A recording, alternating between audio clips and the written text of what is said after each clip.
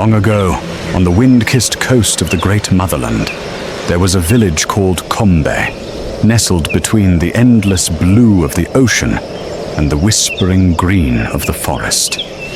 Combe was known far and wide, not for riches or warriors, but for honor, a sacred thread that bound every soul to their ancestors.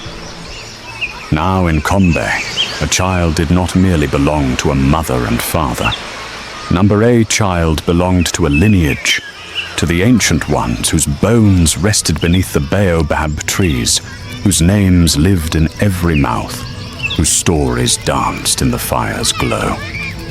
One day, a young man named Tandu, son of Bako the Weaver, grandson of Osei the Brave, was caught stealing fish from his neighbor's drying rack. The act sent ripples through the village, like a stone dropped in sacred water.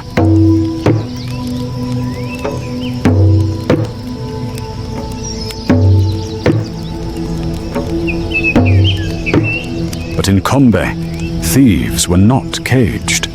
They were not beaten. Number Tandu was brought to the circle of remembrance at the heart of the village, where the elder griots waited with cowrie-laced staffs and eyes like weathered stone.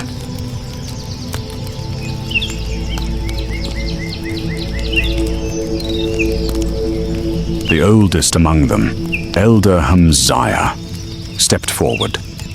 His voice was like thunder rolling through molasses.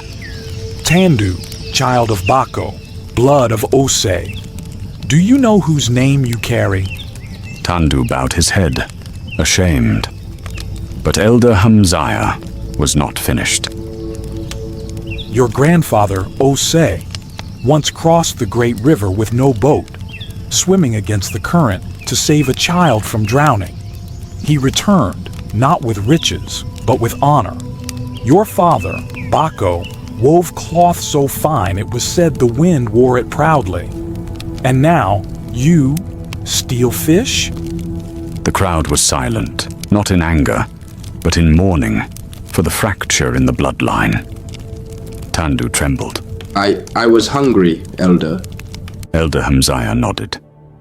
Hunger is no shame, but forgetting your name is. In this village, we bear not just burdens, but legacy. In accordance with the old ways, Tandu was not punished, but invited to the ancestral vigil, a night of stories.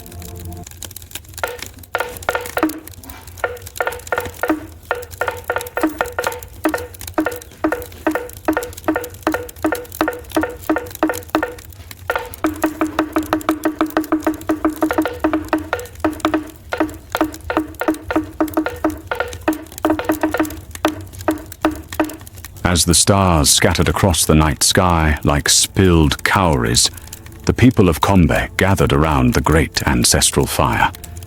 It crackled not just with flame, but with remembrance. Smoke curled upward like spirit ladders, and the air was thick with the scent of burning cola bark and ocean wind. Tandu, draped in a simple cloth, sat in the center, silent, heavy with shame.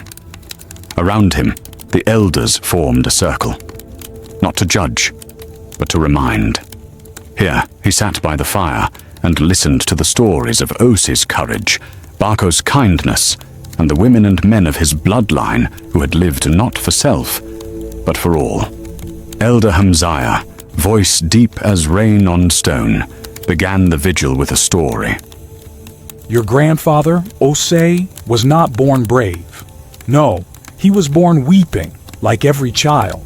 But one season when the great rains flooded Combe, a little girl named Sika was swept into the roaring river. The villagers stood paralyzed. None dared face the wrath of Mambaku, the river spirit. But Osei, without a word, leapt in. The waters clawed at him. The spirit howled.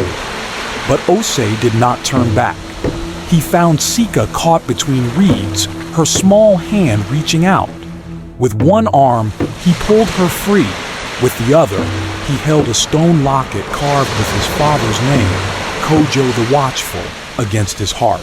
When he returned, soaked and breathless, the people asked, "Were you not afraid?" And he said, "I was. But Kojo watches, and I will not let his eyes weep for me." Tandu blinked. His breath caught. The fire cracked louder. Elder Kana, her voice high and soft like wind through palms, stepped forward. Your father, Bako, was a weaver, but not just of cloth. He wove healing. When the war of the 3 fishing clans broke out and blood colored the shore, Bako refused to fight. He gathered the mothers, the widows, the weeping. He took their garments soaked with tears and ash and wove a cloth so large it covered the central shrine. On it he stitched the names of the fallen on both sides. When the clans came to parley, Bako stood between them, wrapped in that cloth, and said, "This is not the blood of enemies, this is the blood of brothers." The war ended. No spear was lifted again on that shore. Bako gave honor not by taking life, but by remembering it. Tandu bowed his head, the salt of tears mingling with sweat. Finally, Auntie Luma, the youngest of the female elders, stepped up. Her story was short, but it pierced deep. You may not know of her. She was your great-great-grandmother. In her time, women were told to stay in the shadows. But when the old shrine keeper died, Amma walked up, lit the sacred flame, and took his staff. "You are not a man," they said. She answered, "No, I am a fire, and fire needs no permission to burn."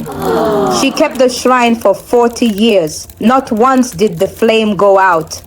As the stories of honor were called to remembrance that night, the fire blazed tall, not from wood, but from memory, from pride, and from shame turned to resolve.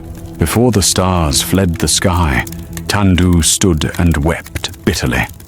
Then he placed the stolen fish upon the elders' table and sobbed before the village. Forgive me, He said in between sobs. not just for the theft, but for the forgetfulness of my essence and the honor of my lineage. I vow to live with honor and bequeath to the generations behind me a name of honor, just as the generations before me. If Grandpa Osei swam to save a life, Pa Bako weaved peace, and Grandma Amma stood when others hid, then I have honor in my blood, and I will carry this blood with honor. When dawn broke, Tandu was not the same man, but one reborn in the furnace of remembrance. Elder Hamziah stood in the center and spoke to the villagers. The past is not a chain, it is a torch. And when we pass it to the next hand, we do not just light their path. We remind them they are never walking alone. Let every child hear of their lineage not as legend, but as expectation. Let every shame become a doorway back to the fire of refinement. Years passed, and Tandu became Tandu the Just. He settled disputes, built boats for widows, and fed orphans. When his son was born, the village named the child Osei to remind the next generation that honor begins with blood and is kept by memory.